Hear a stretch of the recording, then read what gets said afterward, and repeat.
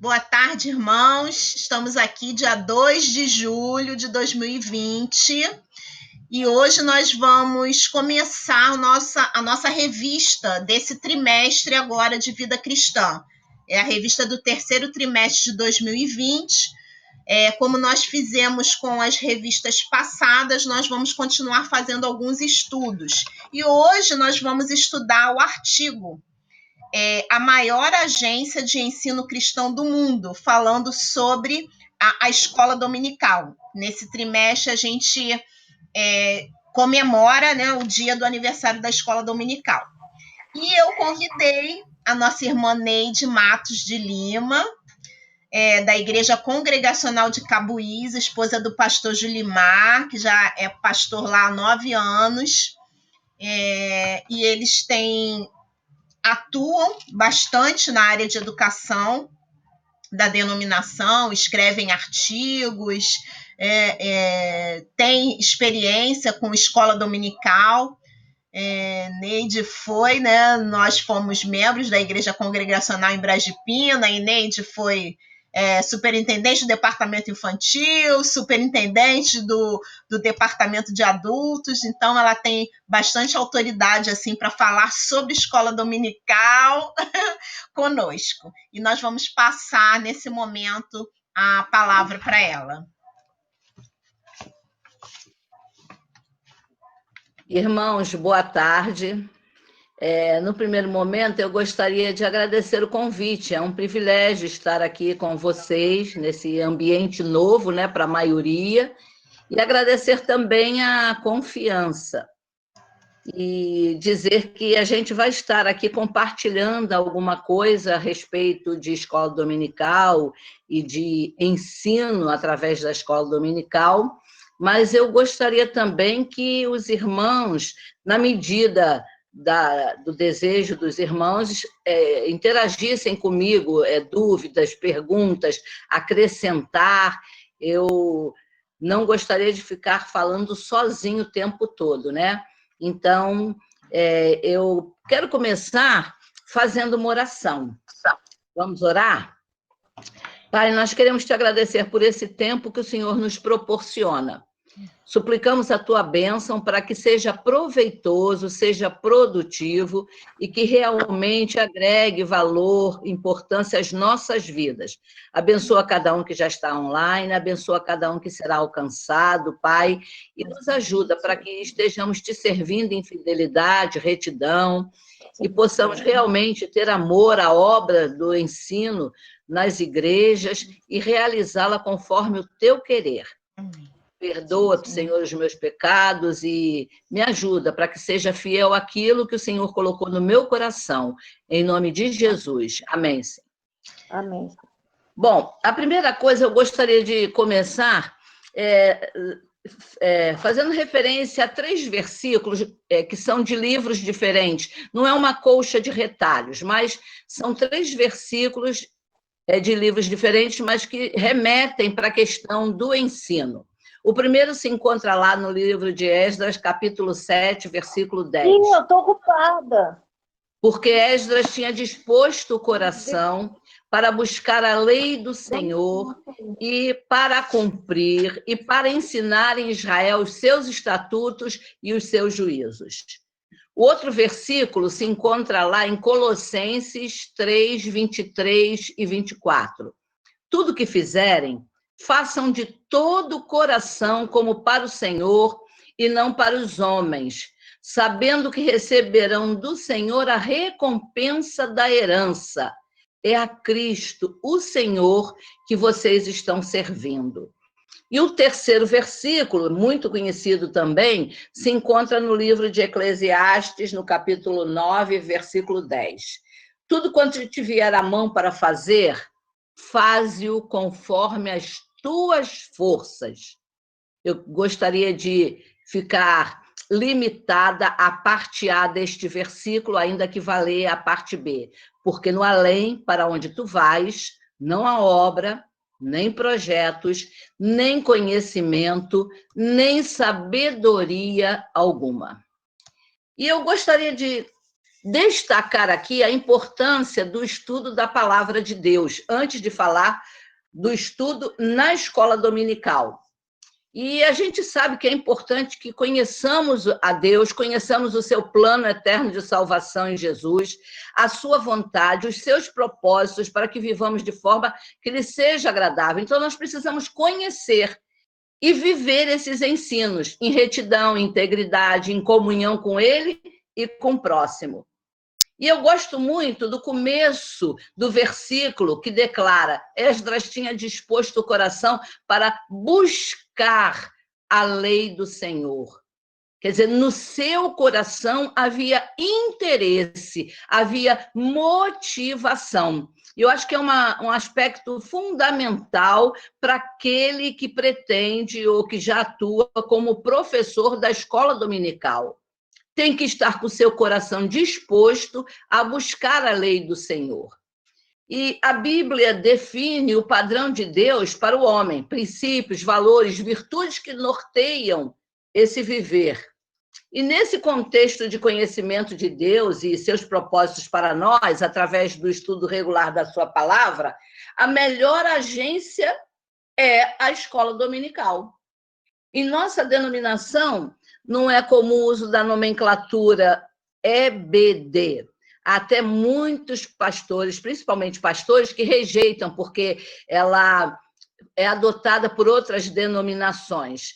Mas eu, fazendo um congresso de escola dominical, aprendi que a única coisa que a escola não pode deixar de ser é bíblica, justamente o B que nós omitimos na nomenclatura dentro da nossa denominação. Então, EBD, Escola Bíblica Dominical, ela pode deixar de ser dominical, ela pode ser realizada aos sábados, ela pode ser realizada às segundas-feiras, ela não pode deixar de ser bíblica, quer dizer, centrada na palavra de Deus. E aí eu gostaria de abordar os tópicos que me foram sugeridos, propostos pela Elaine.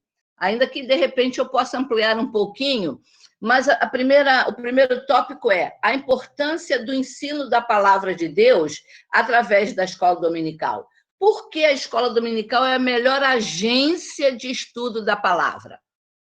Bom, eu pontuei aí alguns aspectos. Primeiro, você pode trabalhar de uma forma mais organizada, mais planejada. Você pode definir os conteúdos, você pode colocá-los numa sequência, observar o nível de interesse dos alunos, utilizar métodos e recursos que num outro tipo de reunião você não poderia usar.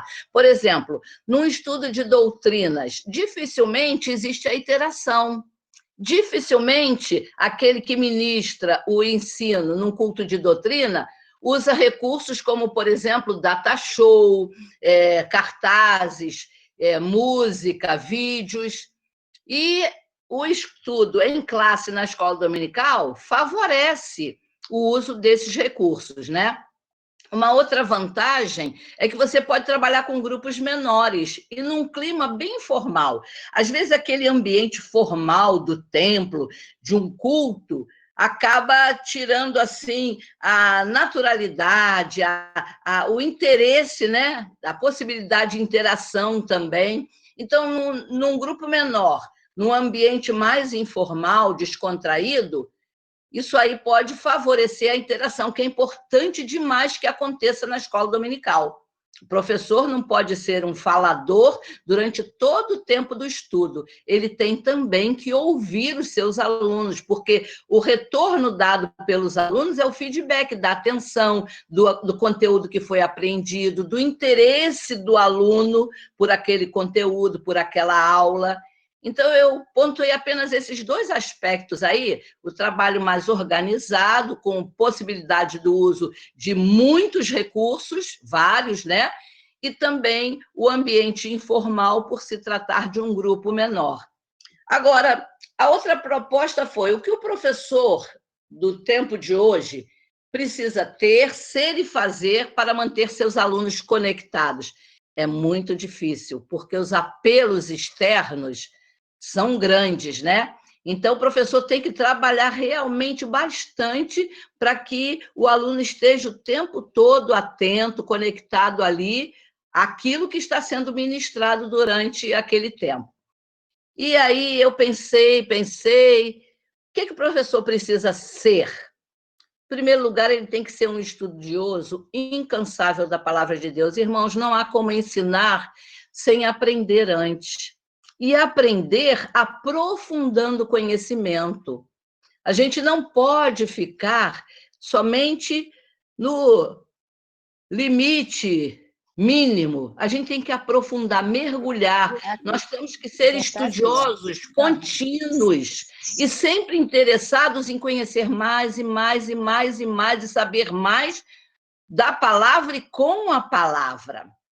Para isso, eu, como professora, preciso ser uma pessoa o quê? Determinada, focada. E uma coisa que eu acho importantíssima, importantíssima, eu preciso ser uma pessoa entusiasmada, vibrante. Eu tenho que ter alegria, prazer no estudo da palavra.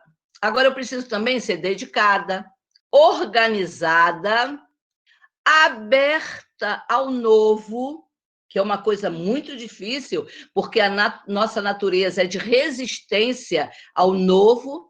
E, por último, uma pessoa humilde. O fato de conhecer um pouquinho mais, de saber um pouquinho mais, não me faz em nada melhor ou superior aos meus alunos. Então, recapitulando, eu, como professora, preciso estudar incansavelmente a palavra de Deus e ir lançando mão das ferramentas que estão disponíveis. Os comentários bíblicos, as chaves bíblicas, que hoje a gente tem na internet, no computador, não precisa nem ter sob a forma de livros numa estante. A gente precisa ter determinação, foco, entusiasmo, dedicação, tentar se organizar da melhor maneira possível, ser aberto ao novo e ser humilde. Aí eu queria dar um exemplo vivenciado por mim. Não que eu seja exemplo de nada, tá, irmãos? Mas foi uma experiência que eu vivi muito recentemente. Eu sempre trabalhei a maior parte do tempo com mulheres, casais ou adolescentes. A minha formação é em letras, e eu trabalhei no município do Rio de Janeiro como professora de língua portuguesa com adolescentes. E com adultos também, porque eu lecionei ensino médio em escola particular. Então, isso aí me trouxe uma afinidade muito grande, uma experiência muito grande no trabalho com adolescentes. E quando eu fui para Cabuís, eu estava assim, no auge da divulgação, do uso, da compra, do consumo do celular. E os adolescentes começaram a aparecer na classe com celular, com fone de ouvido, e eu tomei uma atitude radical. Eu levei para o centro da mesa, na sala de aula, uma caixa e exigia deles que colocassem o celular dentro da caixa, porque, na minha opinião, o celular tirava a concentração e a atenção deles. Hoje, eu percebo que o celular pode ser uma ferramenta importantíssima. Eu fui radical lá, houve necessidade daquela atitude no passado? Houve. Mas hoje eu estou aberta à possibilidade do uso do celular em sala de aula. Eu era resistente à leitura da Bíblia no celular. Achava que tinha que ter o livro na mão. Hoje, eu já percebo que a gente pode ter o livro e a gente pode usar o celular, pode usar o computador. Então, nós não podemos ficar resistindo ao novo, porque o novo pode agregar, o novo pode trazer benefício, o novo pode nos abençoar. Aí você lidar com adolescente usando métodos, instrumentos, ferramentas, recursos que não são do tempo dele, você não vai conseguir essa conexão. Aí eu gostaria de saber se algum irmão tem alguma coisa a acrescentar, quer fazer alguma pergunta, quer apresentar alguma ilustração. Elaine, você é mediadora aí. Eu gostaria de jogar para vocês, se vocês tiveram assim alguma experiência nesse sentido de resistência ao novo e, de repente, perceberem que o novo pode realmente agregar e que a gente tem que se desarmar, a gente tem que se abrir, ser receptivo. É claro, não é adotar o recurso por adotar porque está em moda, é de forma cautelosa, prudente e estudada, se abrir ao novo e transformar aquele novo numa ferramenta muito útil na hora do ensino. Alguém quer falar alguma coisa a respeito disso? Presbítero Fábio quer falar.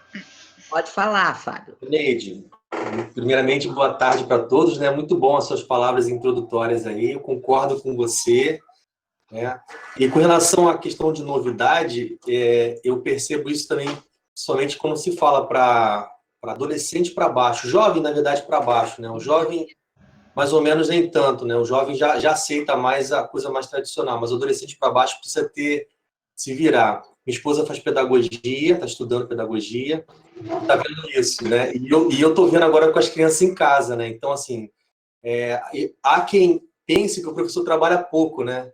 Mas o pastor Leônidas costuma falar que o professor trabalha muito, né? E trabalha antes, durante e depois das aulas. Verdade. E eu tenho visto os professores se desdobrando aí, não só da igreja, mas como do secular também, né? Tendo que botar a cara na frente aí para poder fazer. Realmente é um desafio. Eu tive essa experiência com junior, né? Teve um dia que eu levei um tablet para dar aula para junior. Na verdade, junior, mais para criança, né? Eles ficaram assim meio assustados quando eu cheguei com o tablet e comecei a botar alguns vídeos, algumas músicas para ilustrar a lição. Eles ficaram meio assustados, porque eles não podiam usar aquilo ali, né? Chegou o professor usando, né? Ficou meio estranho, mas assim, eu tive que mostrar para eles que aquilo ali fazia parte. Tem que saber usar as coisas, né? Assim como a gente faz com nossos filhos, com tablet, com celular, tem que saber usar. Tem alguns pais que optam por não deixar o filho usar, tem outros que optam, e eu respeito ambos, né? Eu acho que no professor tem que pensar, parar e pensar, ouvir, né? Pelo menos. Acho que concordo com tudo que você falou e queria reforçar que eu tive uma experiência muito boa. As crianças, no final, estavam super à vontade, porque primeiro que chegou um professor homem, né, para uma aula, né, geralmente é a mulher que dá aula assim para crianças, culto à noite. Verdade. Professor homem, já ficam meio assim. Depois o cara puxa um tablet da bolsa, os caras, não, esse cara tá de brincadeira, veio aqui para brincar. Mas assim foi legal e eu acho que realmente nós, né, que precisamos chamar a atenção do aluno, né, seja ele qual idade for, precisamos desses recursos aí também. Muito bom. Isso, porque é a realidade deles, não é a nossa. Eu sou do tempo do giz de cal. Eu sou do tempo do quadro chamado negro, que depois passou a ser verde. Mas essa geração que está aí é a geração do celular. E se a gente não acompanhar, a gente realmente vai ficar para trás. E, claro, que a gente precisa ter prudência, como você falou, a gente precisa ter cautela, não é usar por usar. Eu, por exemplo, em algumas aulas, eu usava o computador para poder passar para eles alguns vídeos ilustrativos daquele assunto que estava sendo focado naquela aula, né? E eu gosto muito do trabalho da editora cristã evangélica, porque ela já disponibiliza recursos para assim as aulas daquele currículo que ela tem para todas as faixas de idade, para todos os segmentos. E eu fiz recentemente um curso da cristã evangélica, já no período do isolamento, eles patrocinaram um curso gratuito, e eu achei muito interessante e me abriu mais ainda os olhos e a mente para aproveitamento dos recursos novos que são disponibilizados por Deus. Quando eu poderia imaginar que as nossas igrejas estariam se reunindo através da internet? As igrejas não pararam.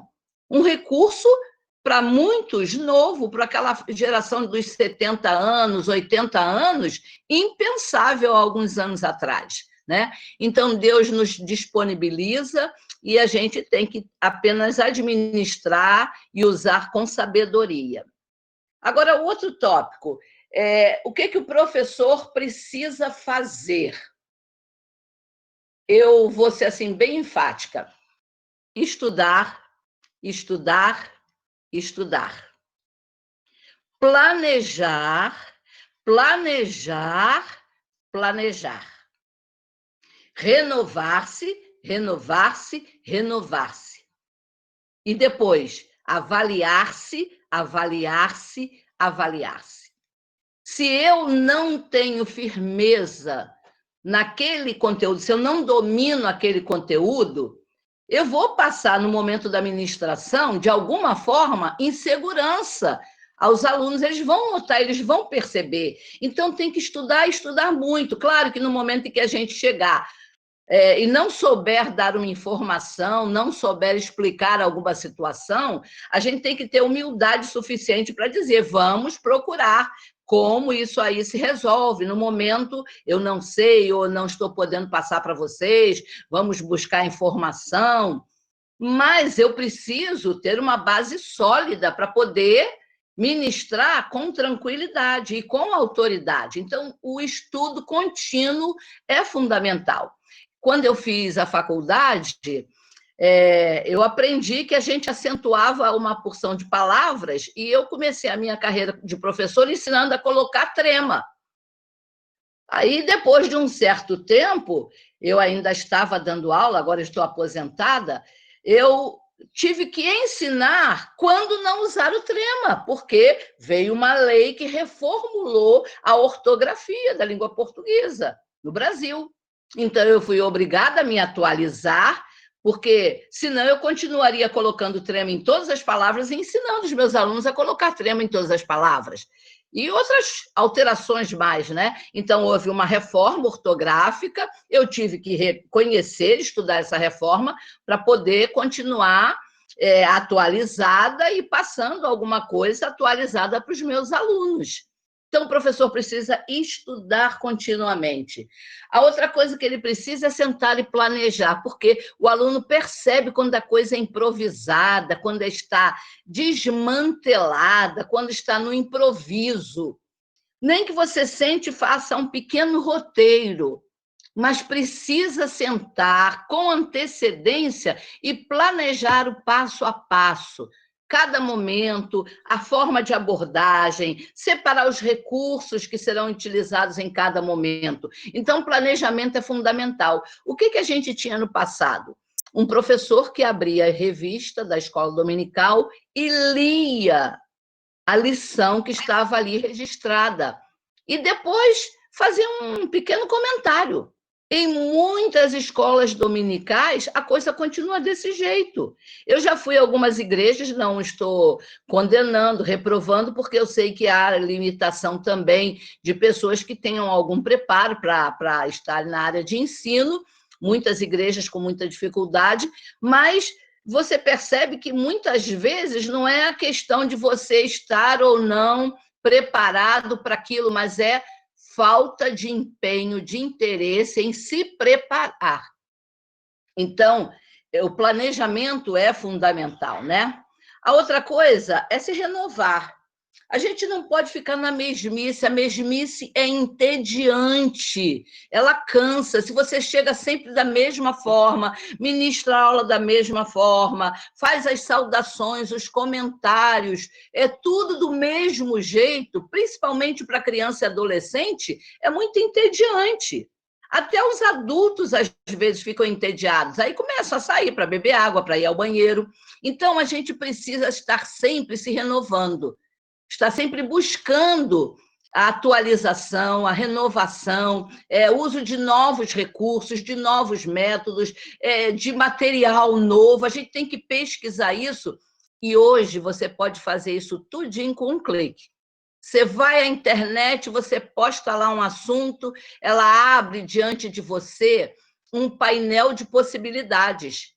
Se é livro, se é vídeo, se é música, se é cartaz, você encontra tudo isso pronto através da internet. Então, ninguém mais tem desculpa de necessidade de locomoção, de gastar dinheiro comprando material, porque você tem tudo disponível num clique. Só que você não pode ser resistente ao clique. Você tem que buscar. Um outro detalhe também que eu acho fundamental, e eu nunca tive medo de fazer isso, é você se avaliar. A autoavaliação é importante, mas você também permitir que os alunos façam a avaliação das suas aulas e até do seu desempenho. Gente, pode ser até constrangedor, mas é muito importante para o desenvolvimento do trabalho da gente. Eu trabalhei muitos anos com turmas de pré-vestibular, muitos anos, em cursinho, Elane sabe disso. Eu trabalhei em cursos particulares, trabalhei em escolas que tinham o terceiro ano do ensino médio voltado para o pré-vestibular, e eu fazia essas avaliações de vez em quando, e uma vez, às vezes eu fazia por escrito, às vezes eu fazia em sala de aula oralmente, né? Então, por escrito, o aluno escreveu assim: a professora dá aula como se estivesse dando aula para a criança. Aquilo me desagradou? Me desagradou. Eu fiquei um pouco assim, surpresa, porque eu não achava que isso pudesse acontecer comigo, até porque eu nunca trabalhei com criança. Eu nunca tive nenhum grupo assim, diretamente, né? Eu fui superintendente de escola dominical, lidava com departamento infantil, mas classe de criancinha, criança pequena, eu nunca trabalhei.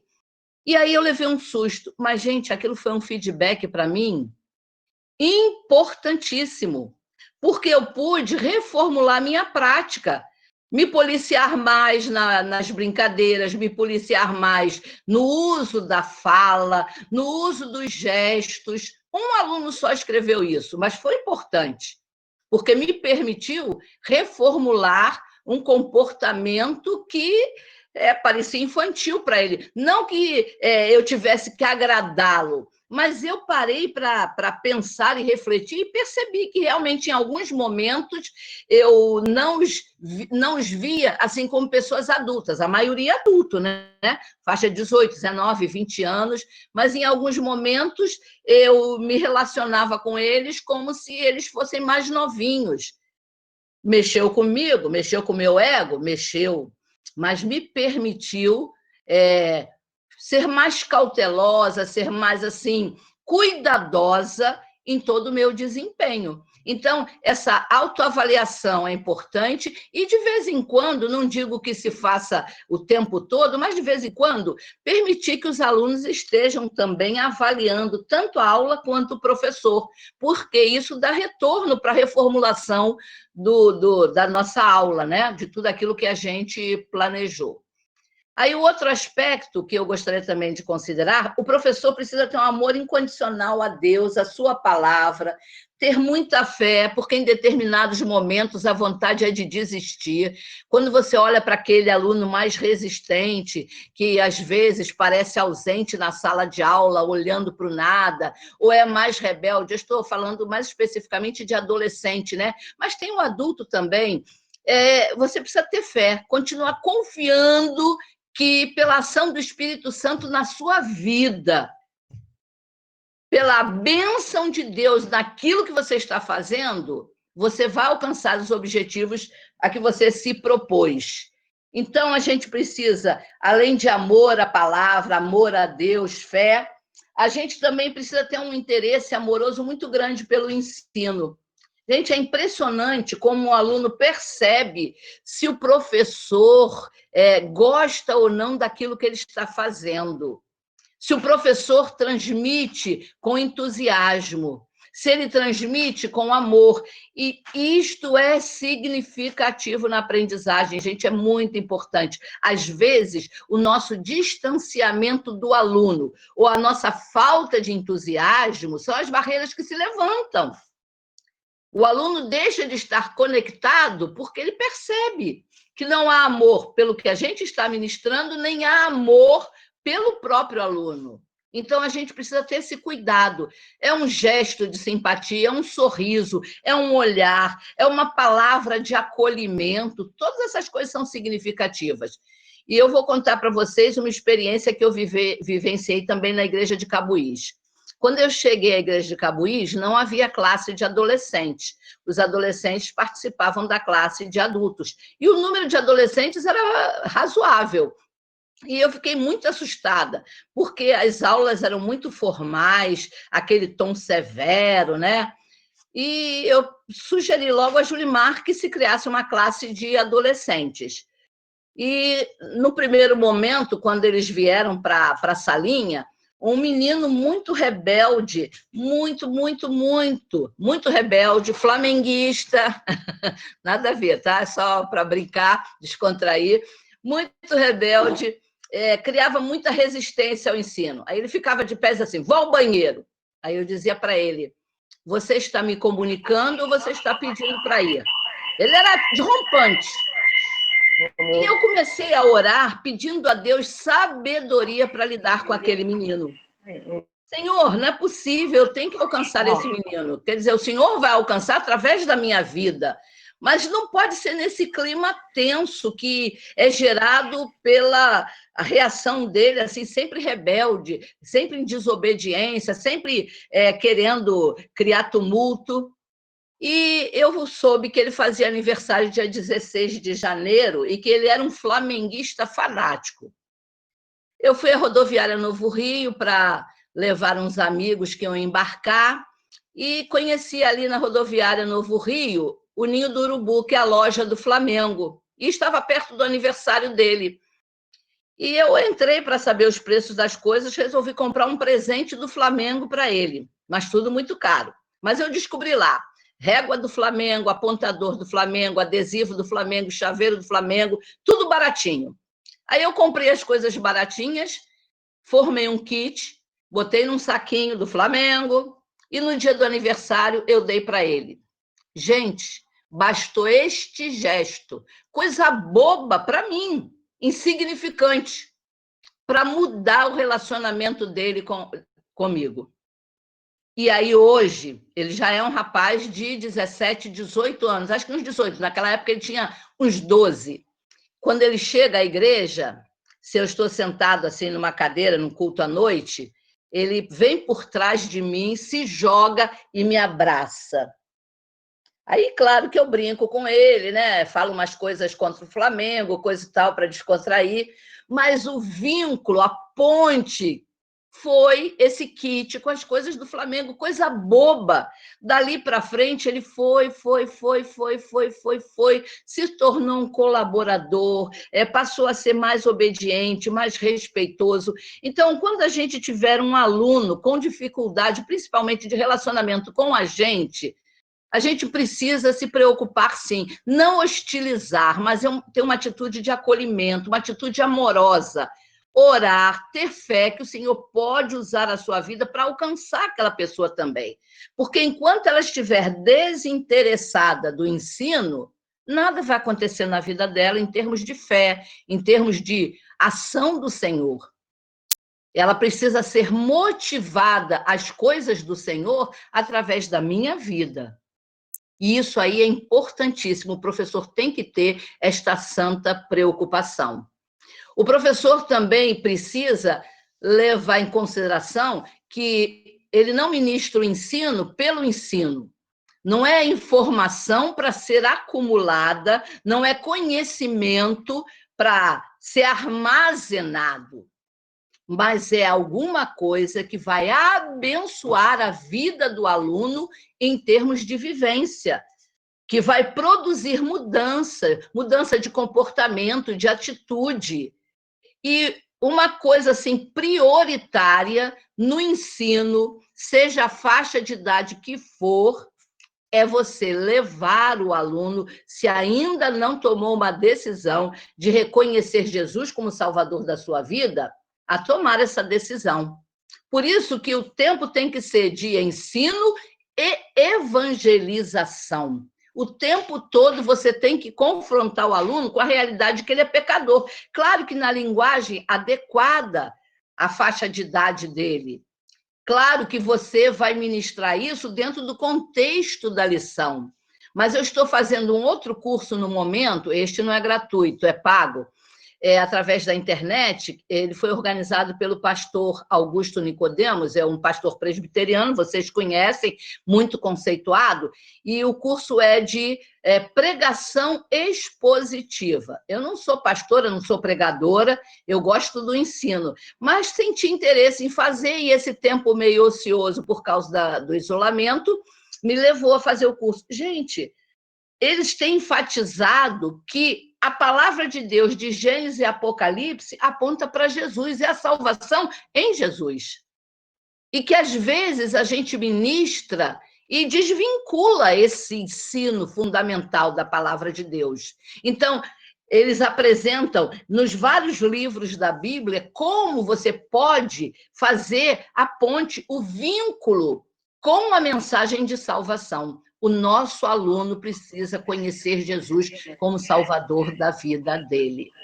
Eu não sei se vocês querem acrescentar alguma coisa a isso daí, e antes que abra assim, a possibilidade, falar também de uma outra coisa. O aluno tomou a decisão dele de reconhecer Jesus como Salvador, ele precisa crescer no conhecimento do Senhor e do desejo do Senhor para a vida dele, os princípios do Senhor para um viver de retidão e de santidade.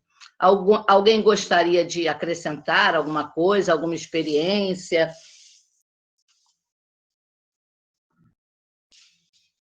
Ninguém? Então, vamos lá. Microfone, gente. Quem quiser falar, só apertar o narizinho e acionar o microfone, tá bom?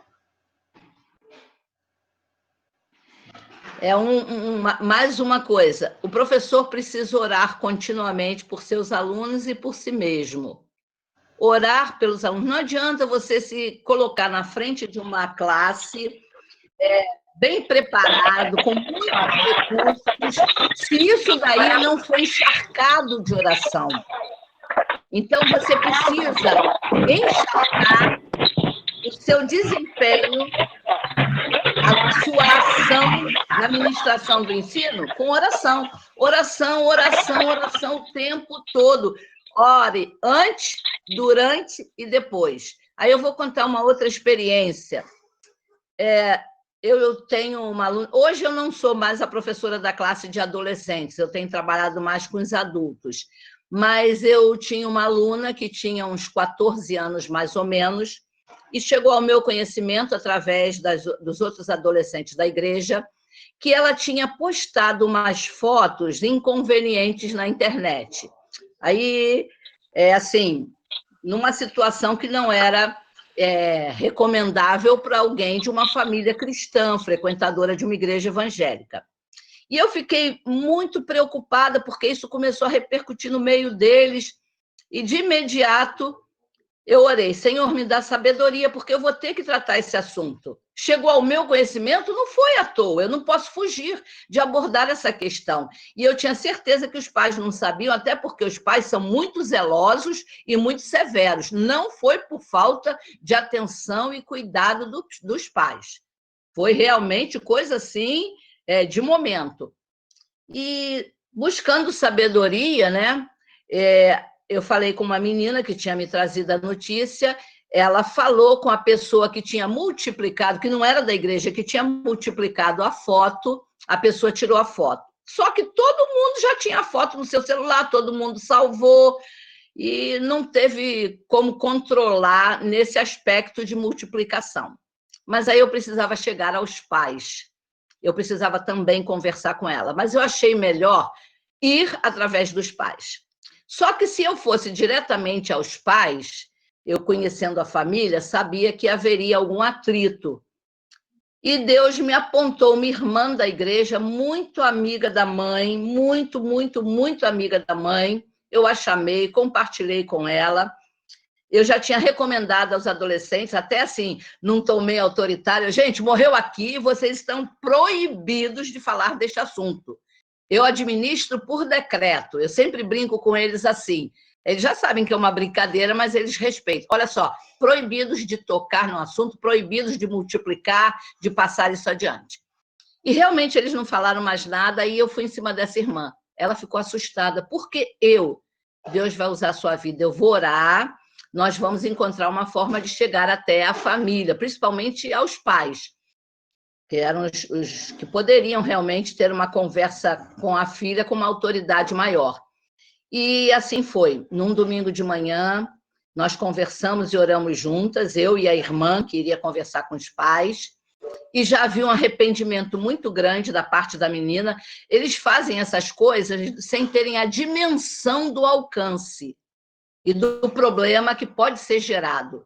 Eles fazem ingenuamente porque todo mundo está fazendo. Um ou outro faz com mais consciência, mas a maioria faz por impulso, porque todo mundo está fazendo. E aí eu falei para essa irmã, você vai aproveitar justamente agora que ela já está arrependida. Conversa primeiro com ela e leva a conversar com os pais. E assim ela fez, conversou com a menina, olha, já que você está arrependida, você vai contar para os seus pais. Aí chamou os pais numa salinha lá da escola dominical, ficaram lá os 4 trancados, oraram, a menina confessou, contou para os pais, pediu perdão. Essa irmã, que foi usada por Deus, orou, conversou, que não era caso de bater, de criar grandes atritos, mas de realmente aplicar alguma disciplina, poderia ser questão de tomar o celular por um tempo, alguma coisa assim, mas nada de agressão, nada de criar maiores dificuldades. E assim foi, gente, a coisa foi resolvida pacificamente. Só houve um pequeno problema. Ao sair da reunião, a mãe veio direto a mim e falou assim, dona Neide, só tem uma coisa que eu não aceito nessa história. Eu disse, qual é? A fofoca.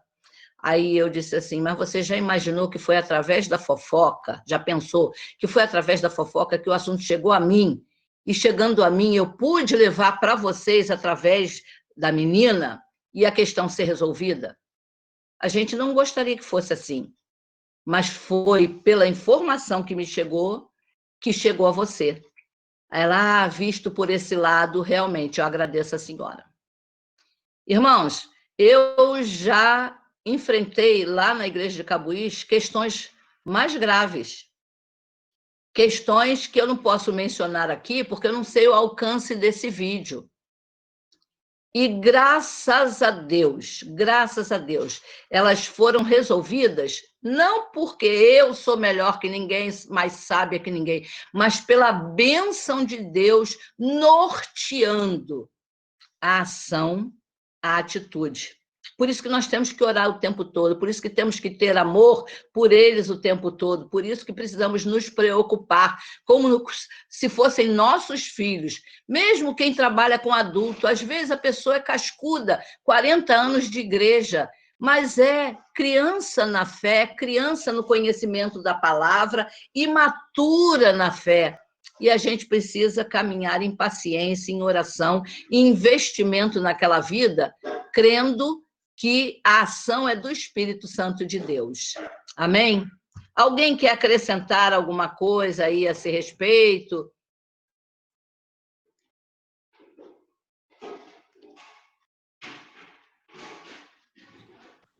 Oi, Neide. Oi, Esther! Que bom ter você aqui! Bom te ver também. Uma surpresa muito boa. Olha, você está falando aí em relação aos adolescentes. Eu trabalhei com adolescente. Eu trabalhei com adolescente muitos anos, muitos. Mas e uma coisa que eu só queria acrescentar é que nós precisamos, como servas também, levar o aluno a confiar em nós, né?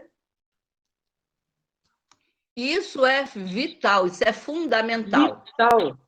Vital. Se ele não confiar, ele não vai se abrir, ele não vai compartilhar. E eu tenho tido experiências muito boas nesse sentido de confiança. Eu enfrentei uma situação gravíssima envolvendo a filha de alguém da igreja. Eu não posso abrir assim mais, né, por causa da gravação. E Deus agiu de uma forma maravilhosa, que não ficou assim nenhum resquício de mágoa na família. Era uma situação muito mais grave do que essa menina, muito. era alguém, filha de gente que exercia grande liderança na igreja, e Deus abençoou. Julimar estava viajando, eu sempre falo assim, Senhor, por que tem que acontecer comigo? Julimar tinha que estar aqui, porque é um problema mais para pastor, não é para mim, né? Mas ele estava viajando e Deus dispôs as coisas assim, sabe, de uma forma maravilhosa. A conversa dessa vez foi aqui na minha casa. E a primeira providência que eu tomei, ligar para a Domino's e pedir uma pizza bem grande. Porque eu queria terminar a conversa com uma pizza. Por quê? Porque se tratava também de adolescente, para descontrair no final, para criar um ambiente mais amistoso, entendeu? Então, o cheirinho da pizza, aquilo tudo. E foi uma coisa maravilhosa, gente, que eu me emociono, porque a menina fez uma oração chorando. Aí eu disse, você não quer falar nada para os seus pais? Ela disse, eu quero pedir perdão. E ela pediu ao pai, pediu à mãe, abraçando. Depois ela virou-se para mim e falou assim, Dona Neide, eu posso abraçar e beijar a senhora? Aí eu, claro. Gente, são experiências enriquecedoras e a gente não sabe o quanto os nossos alunos, independente da faixa etária, eu trabalhei mais com adolescente, mas os adultos estão carentes. Olha, o que eu faço de aconselhamento pelo celular no Zap. Hoje mesmo, uma mãe de um adolescente um pouco rebelde, que não está aqui no Rio de Janeiro, me mandou uma mensagem pedindo socorro. E eu sou amiga da mãe dela, que influencia muito negativamente o neto. E é uma triangulação, porque eu falo com a avó, eu falo com a mãe e falo com o menino. E se Deus não me cobrir com a sabedoria do Espírito Santo de Deus, eu vou entornar o caldo, eu vou criar dificuldade. Desculpa a expressão, está sendo gravado, mas realmente é o que traduz. Eu vou criar mais embaraços do que realmente ajudar a resolver a questão. Então, esse acolhimento, esse sentimento de amor, ele é significativo e Deus honra na vida da gente. A gente precisa orar muito, amar, orar, se empenhar realmente, se dedicar e ter esse sentimento de acolher, né? De saber que está dando uma aula não para abastecer o aluno de informação, mas para que aquele ensino mude, transforme a vida dele pela ação do Espírito Santo. Tá? E aí eu listei mais um tópico aqui, que o professor precisa o tempo todo se preocupar com a salvação do seu aluno. Na classe das crianças, nós temos, os irmãos têm experiência de crianças que fizeram a sua decisão ao lado do Senhor Jesus e depois as suas famílias vieram. Nós tivemos na Igreja Segunda de Campo Grande, de onde eu saí para Cabuís, eu era membro lá, ovelha do pastor Zefanias, nós tínhamos um rapaz que foi líder de adolescentes durante muito tempo, ele saiu do Rio de Janeiro, é militar, foi transferido, mas foi um excelente líder de adolescentes, e ele era criança, participou de uma escola bíblica de férias na igreja, a família toda macumbeira, todos. E ele tomou a decisão, quando ele voltou para casa, houve um clima meio hostil, mas, irmãos, para a glória do Senhor, uma criança que tomou uma decisão numa idade bem tenra, influenciou toda uma família. O pai dele já faleceu, era um pastor. Morreu sendo um pastor. A família toda convertida, toda transformada pelo poder do sangue de Jesus. Então, nós precisamos também nos preocupar com esse aspecto. Agora, para não me estender mais, eu quero entrar no terceiro tópico, que a Elaine me propôs, que é canais de aprendizagem dos alunos, o visual, o auditivo, o sinestésico e digital. Nesse aspecto aí, o professor precisa considerar que cada aluno é uma pessoa única, ela é uma pessoa especial, ela tem uma história de vida que é só dela, ela tem uma personalidade única. E essa questão da personalidade única, de ser uma pessoa única, com uma história única, tem que ser considerada pelo professor na hora de preparar e na hora de ministrar a lição. Ele tem que levar em consideração que, numa classe, ele vai ter que conciliar a diversidade, a complexidade de histórias de vida, de personalidades, de comportamentos. Ele não vai poder ter um comportamento uniforme, como se ele estivesse com uma classe homogênea. As pessoas têm o hábito de classificar as turmas assim: turma homogênea, turma heterogênea. Não há turma homogênea. Ela pode ser homogênea em relação à faixa etária. Ela pode ser homogênea em relação ao ano cursado pelo aluno, mas em termos de vivência, ela sempre será heterogênea. O professor vai lidar com esse universo múltiplo, complexo, mas rico de possibilidades de trabalho.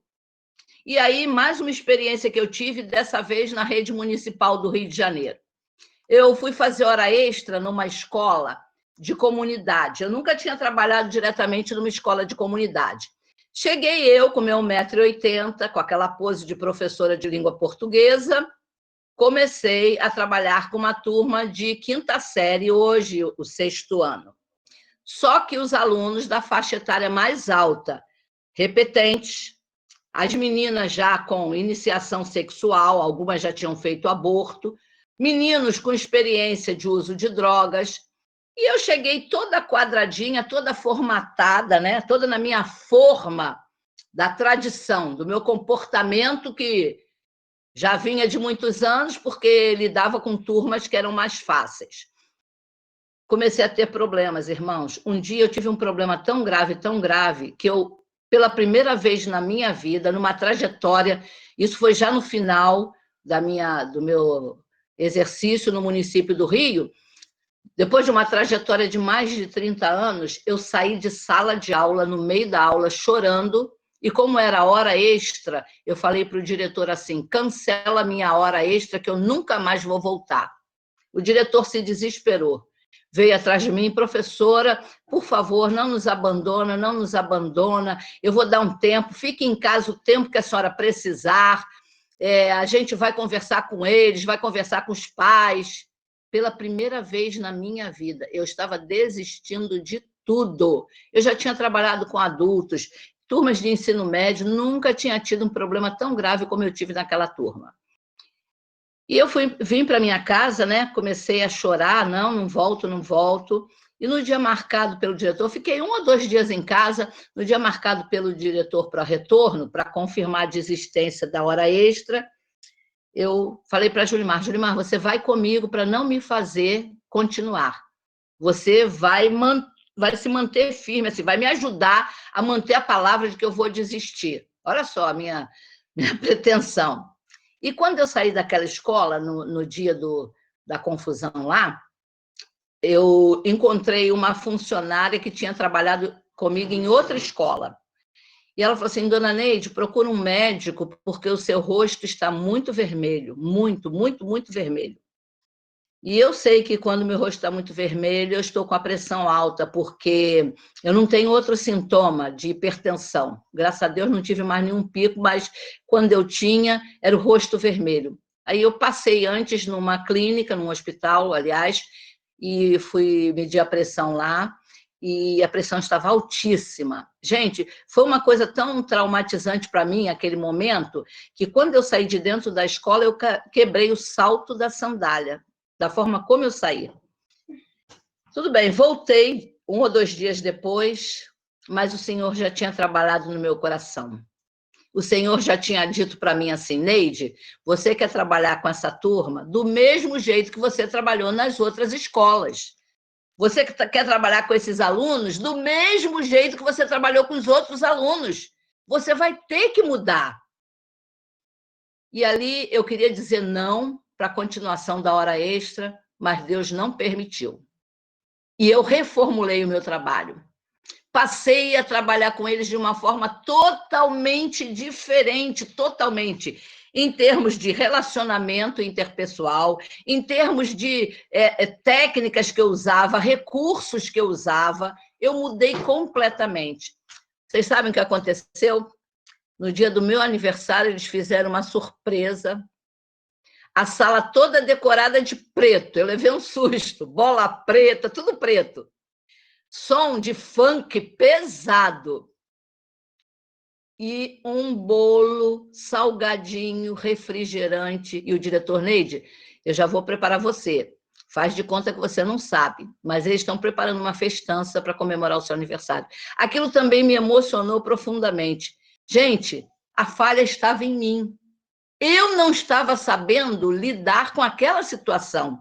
Eu precisava me reformular. Eu precisava mudar. E geralmente a gente é arrogante. O ego da gente é inflado. A gente acha sempre que a culpa é do outro. Ah, esses adultos, essas crianças são mal educados, não foram bem criados pelos pais, os pais são negligentes, ou esse adulto aí é criador de caso, é de confusão. Às vezes está em nós. O mudar para poder criar esse vínculo que chegue até o outro e cative o outro. Aí, lembrando o Pequeno Príncipe, né, tu te tornas eternamente, né, responsável por aquilo ou aqueles que você cativa. Nós precisamos ter uma atitude de humildade para reformular. Eu não sou exemplo para ninguém, eu estou falando da minha experiência, mas talvez irmãos aí tenham experiência até maior que a minha. Mas para mostrar que eu não sou a rainha de nada. Eu preciso me colocar na atitude de pessoa que quer ser vaso e vaso de honra. E para ser vaso de honra, eu preciso me esvaziar. O meu eu precisa, né, diminuir. E Cristo realmente precisa ser visto na minha vida. E aí, assim, com relação a essa questão do desempenho do professor, eram as coisas que eu queria pontuar aí para vocês. Além de acrescentar que a gente precisa ter um bom espaço físico que seja atraente. Eu fui trabalhar numa escola como diretora do município do Rio, e quando eu cheguei a primeira vez à escola, a escola estava toda quebrada, toda destruída, toda. Era entupimento, era porta quebrada, era tudo que vocês possam imaginar. Mas no caixa do Conselho Escola Comunidade havia uma verba de R$28 mil para pequenos reparos que a diretora anterior não usou por medo. Na hora de usar, não sabia administrar, era uma coisa nova no município do Rio, colocar dinheiro na mão do diretor da escola. E eu pedi sabedoria a Deus, Julimar foi muito parceiro nisso. Eu tomei posse dia 2 de janeiro, dia 28 de janeiro, a escola estava pintada, toda reformada, toda bonitinha. Agora, para que isso acontecesse, Julimar teve muitas madrugadas que dormi na escola para acompanhar os pintores que pintaram as salas e fizeram lá os concertos, porque eu só tinha de 2 de janeiro até 28 de fevereiro para fazer tudo que era necessário. Mas, gente, quando os alunos chegaram, foi um impacto. Eles ficaram, assim, surpresos. E eu não fiz nada demais, apenas apliquei o dinheiro, não fui eu. Eu não consegui o dinheiro, eu apenas peguei o dinheiro e apliquei. Mas aquilo impactou. Menos de 2 meses do começo do ano letivo, início das aulas, vândalos entraram pela madrugada no pátio da escola e picharam o pátio todinho. Quando eu cheguei 6h30 da manhã para abrir a escola e me deparei com aquilo, eu fiquei chocada. Agora, mais chocados ficaram os alunos. Alguns, gente, choraram. Dona Neide, o que fizeram com a nossa escola? Eram pichadores. E hoje, eles estavam, naquele tempo, né, assim, chocados, porque a escola estava limpa, bonita, e eles ficaram chocados pelas pichações. Aí disse, gente, não adianta, não vamos entregar os pontos. Nós vamos tirar essa pichação toda, nós vamos limpar, arrumar, a escola vai ficar bonita novamente. Era uma escola só de segundo segmento, só tinha do 6º ano até o 9º ano. E aí eu vi professor arregaçar a calça, pegar balde de água, pegar mangueira, alunos, a CRE permitiu a suspensão das aulas naquele dia, fizemos um faxinão, não conseguimos tirar toda a pichação, mas conseguimos a parceria de uma unidade do Exército na Vila Militar, e o comandante mandou uns soldados para ajudarem pintando aquilo que a gente não conseguiu tirar na lavagem. Um ambiente agradável, bonito, acolhedor, ele contribui muito para o ambiente positivo, o ambiente de crescimento dos alunos. Ninguém gosta de estar num lugar feio, ninguém gosta de estar num lugar sujo, ninguém gosta de estar num lugar desorganizado. Mexe realmente com o emocional da gente. Então, eu tive essa experiência e hoje eu posso dizer, a melhor coisa que a gente pode fazer é investir principalmente em classe de crianças, adolescentes e jovens na preparação do espaço físico, do ambiente. É uma decoração, é uma pintura, é a questão da higiene, é a forma como dispõe o mobiliário, tudo isso é importante, tudo isso soma, tudo isso agrega, e a gente tem que se preocupar com isso também, tá? E, realmente, agora, finalizando, como trazer aprendizado de um livro escrito há tanto tempo para os dias atuais e de forma prática? Bom, eu gostaria de começar dizendo que ensino bíblico que não contextualiza perde quase que mais de 50%, ou bem mais, porque se limita à informação. Abastecer, municiar a pessoa de informação apenas. Todo o ensino precisa ser contextualizado. O aluno precisa entender que aquele ensino é para ser vivido no dia a dia. Aquele ensino tem que mudar o comportamento dele. Aquele ensino vai modelar o caráter cristão dele. Então, a contextualização da palavra é fundamental. E eu peguei apenas um exemplo, levando em conta esse tempo que a gente está vivendo de isolamento social em função de Covid-19, né, para ilustrar. Imaginemos que nós estamos estudando a parábola do bom samaritano, se encontra lá em Lucas 10, 25 a 37. Aí você vai ler o texto bíblico com os alunos, você vai fazer todos os comentários em relação ao texto, né? A questão dos levitas, a questão do sacerdote, a questão do samaritano e a relação dele com o judeu. Você vai situar historicamente aquele conteúdo, vai explicar para o aluno tudo isso. E depois, acabou aí, você contou a história, aí mostrou que houve um samaritano, que não era muito bem aceito pelo judeu, foi aquele que teve atitude amorosa, foi aquele que teve atitude de acolhimento. E em que isso aí vai influenciar o caráter cristão do meu aluno?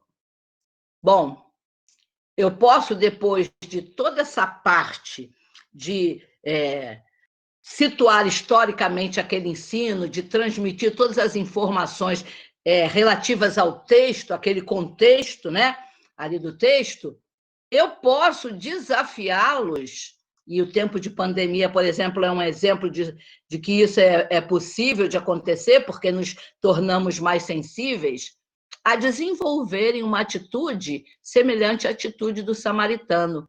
Aí eu posso ressaltar os valores, as virtudes, o comportamento e a atitude.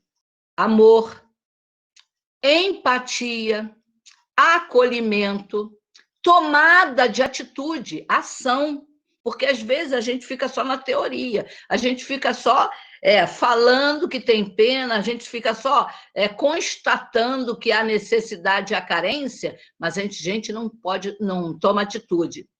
E aí depois eu posso propor uma atividade extra-classe para o meu aluno.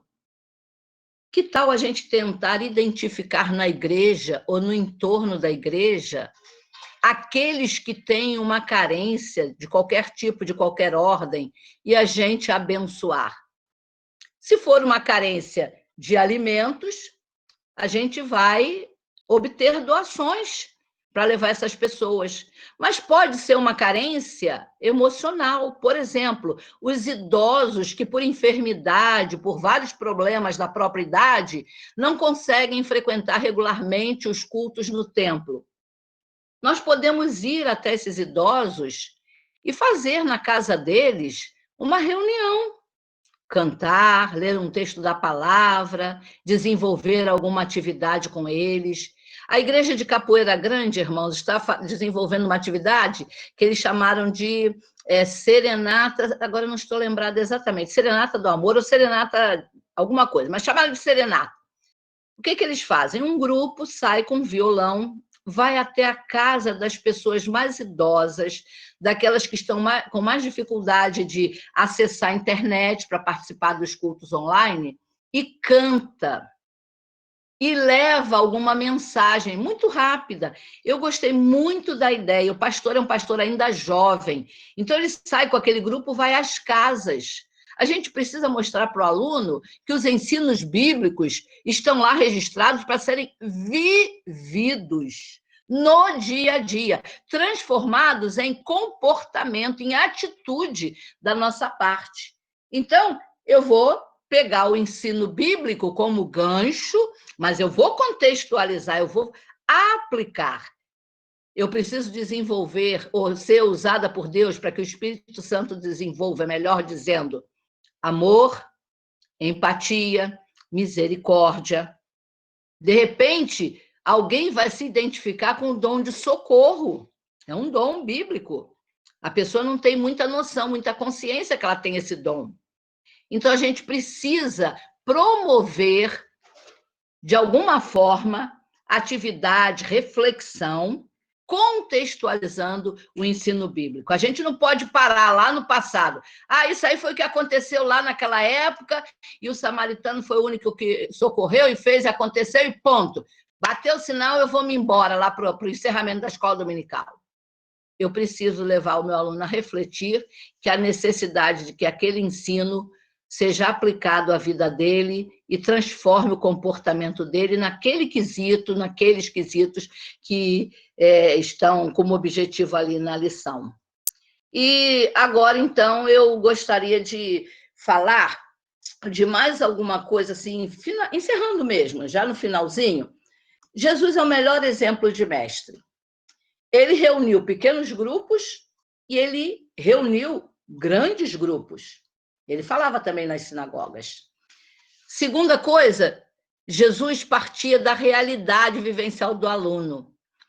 Ele sempre, ou do ouvinte, no caso, né? Ele sempre partia daquela realidade vivenciada pelo seu auditório e construía o seu ensino a partir da experiência daquele auditório. Terceira coisa, ele construía o ensino com aplicações práticas. Ele não ficava apenas na teoria. Ele contextualizava o seu ensino, desafiando o seu ouvinte, o seu aprendiz, a viver no dia a dia aquilo que ele ensinava. Vai tu e faz o mesmo. É como termina lá a parábola do bom samaritano, falando aquele que o tinha desafiado, né? O intérprete da lei, Jesus diz assim, vai e procede tudo de igual modo.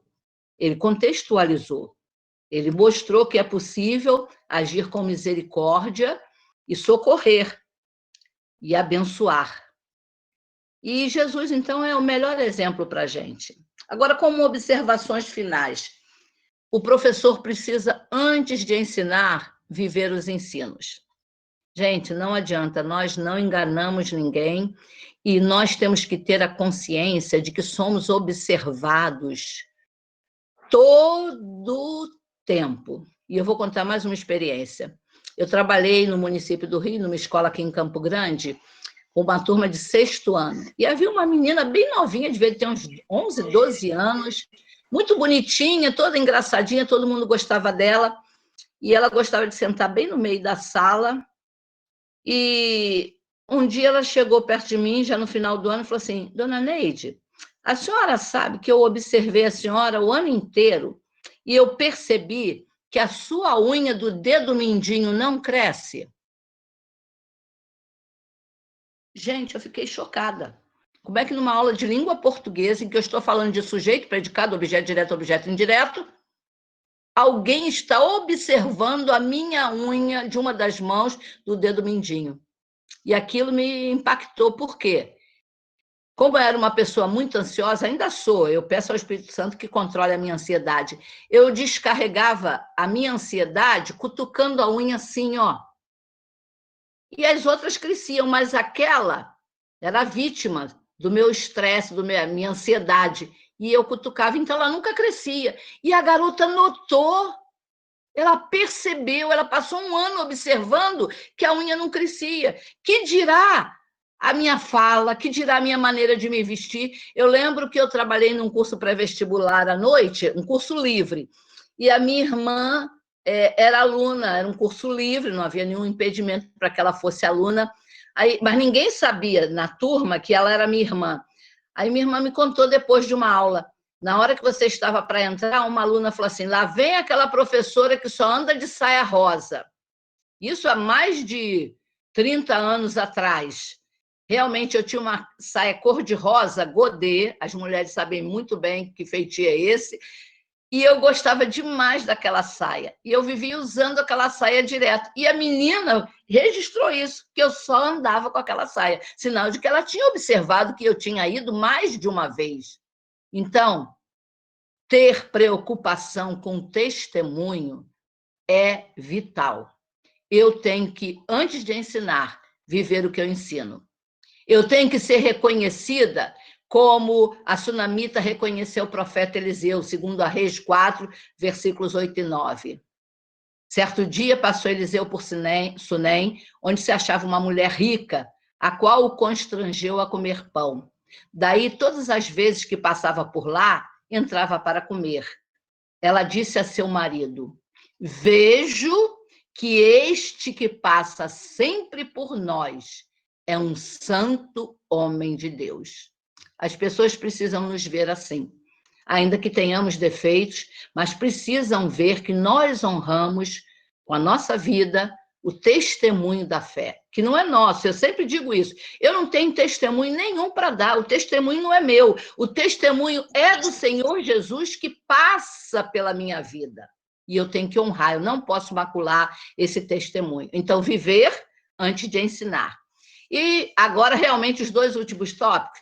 No trabalho com crianças e adolescentes, é importante manter um contato contínuo com a família. Esse vínculo família e professor é fundamental, porque às vezes os pais não têm muita noção de como orientar os filhos no estudo da palavra. Os pais precisam saber o que está acontecendo em termos de crescimento, em termos de dificuldade. Então, o professor de criança e de adolescente tem que estar sempre conectado com a família do aluno. Jovem, adulto, já independentes, não há tanta necessidade. Às vezes você até precisa buscar família para compartilhar alguma dificuldade, para saber alguma coisa que possa contribuir para melhorar o seu relacionamento com aquele aluno, mas a necessidade maior é com crianças e adolescentes. Então, a família. Lembrando sempre que a responsabilidade da instrução é da família. Nós entramos como parceiros, mas muitas crianças não têm pais crentes. E aí, a gente precisa alcançar também a família, não apenas para saber porque a criança está tendo dificuldade, porque ela faltou, ou outro problema qualquer, mas para também chegar à família e evangelizar a família. Na nossa igreja lá em Cabuís, nós temos muitas crianças e muitos exagero, né? Mas temos algumas crianças e alguns adolescentes cujos pais não são crentes. Eles frequentam regularmente, participam de tudo, e os pais vão dia de mãe, dia de pai, uma atividade diferente que você convide. Não tem o hábito de frequentar o templo nas atividades da igreja. E finalizando, oração, já falei, oração, dependência absoluta do Espírito Santo de Deus. Neide, você não é nada sem o Senhor. Neide, você não constrói nada, quem constrói é o Senhor. E você é apenas uma colaboradora, é coparticipante dessa obra. Era o que eu tinha assim para deixar para vocês, mas eu queria ouvir um retorno aí de vocês, experiências, talvez a Elaine possa nos conceder mais alguns minutinhos aí, porque eu falei muito, mas ouvi pouco vocês, e eu gostaria de ouvir. Irmãos, alguém quer falar alguma coisa? Vamos participar, agora é o momento. Toquem no narizinho e acionem o microfone. Perguntas também, né? Se eu não souber responder, eu vou perguntar aos universitários, mas... Oi, Neide. Oi, Sônia. Tudo bem, Soninha, querida? tudo bem? Agora que eu reconheci você, Soninha, colega do tempo de seminário. Pois é. Eu ando só Tudo bem, Sônia querida? Lima e Neide Lima. Mas Soninha foi da minha turma de seminário. Fomos. Mesma sala. Então, eu gostei muito quando você falou da questão da avaliação. Nós, como professores, a gente gosta muito de avaliar, mas a gente não gosta de ser avaliado. Então, isso é uma questão muito importante, que os alunos nos avaliem, até para a gente saber onde a gente errou, como a gente pode ajudar, modificar uma ação, fazer qualquer outra coisa, né? Então, essa questão aí que você falou da avaliação é muito importante para o professor. Às vezes a gente pensa assim, mas eu vou ser avaliado por criança, eu sou professora infantil. Criança avalia muito bem, né? Eles sabem direitinho a forma, né, de falar, tudo isso eles vão fazer direitinho. Então, eu gostei muito. E outra coisa também que eu bato sempre na tecla é a questão que você falou agora, da oração. Orar por seus alunos é de fundamental importância. E não só ficar na oração, mas também observar na sua aula se algum aluno está enfrentando alguma dificuldade, está transparecendo no rosto dele, né? Então, é importante que você também observe isso, tire um momento para conversar com o aluno. É muito legal te ver, Neide.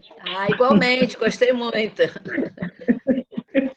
Eu não vou nem comentar nada, porque eu já falei muito. Eu quero ouvir agora, porque é o feedback também, né? Alguém mais quer falar alguma coisa? Esse é o momento de nós compartilharmos. As professoras que estão aí a postos, tia Zilmar, tia Nelma.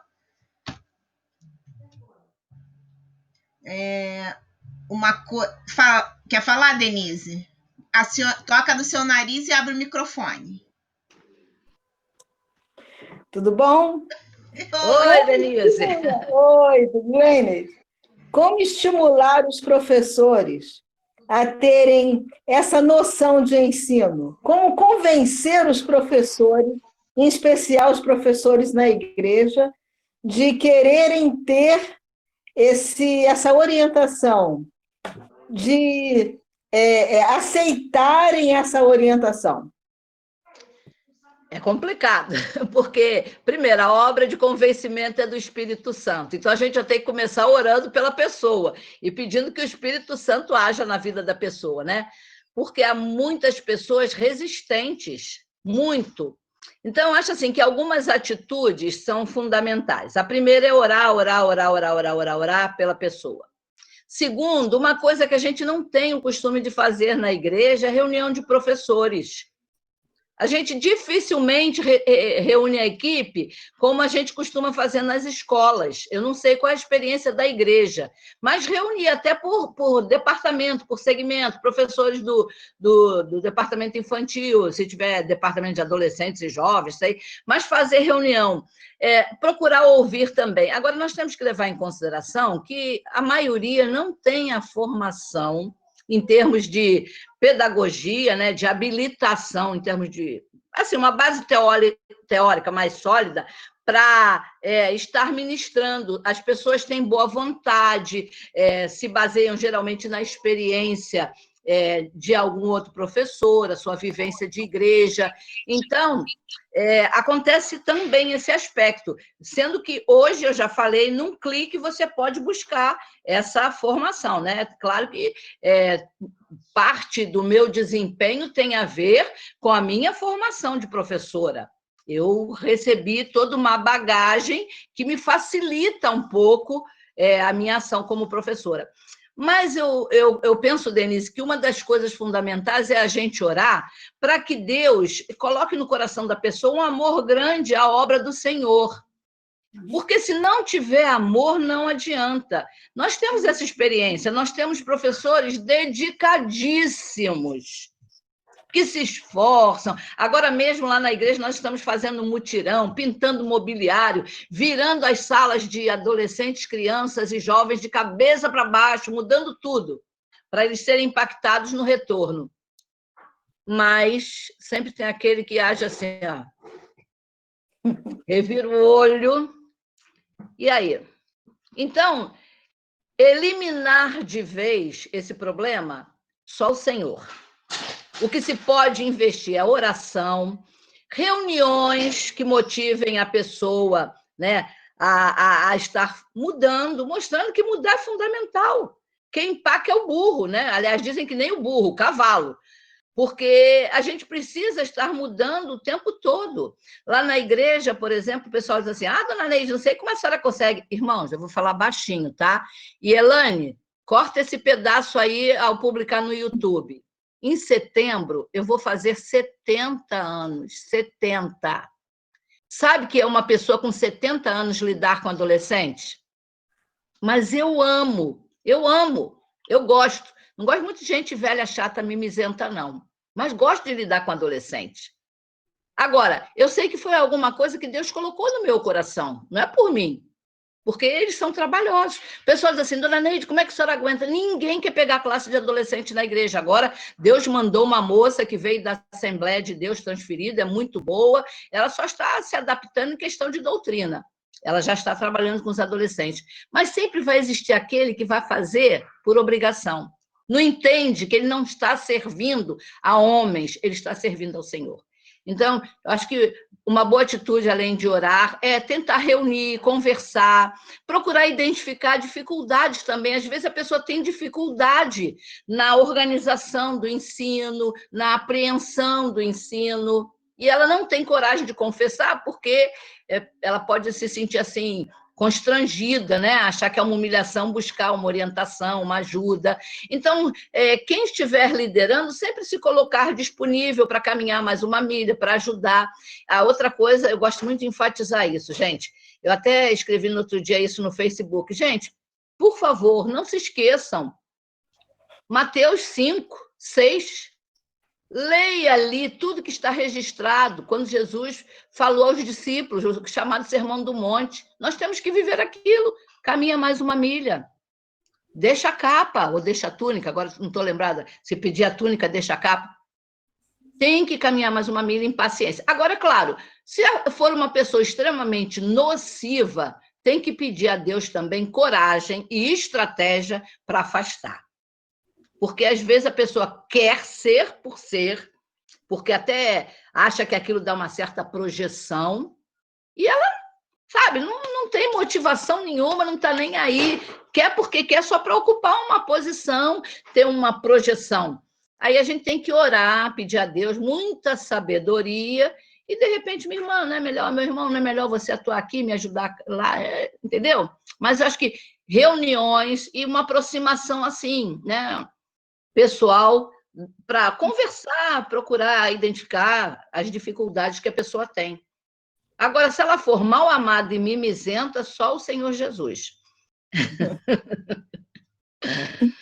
Porque, às vezes, a gente lida com todo tipo de pessoa na igreja, né?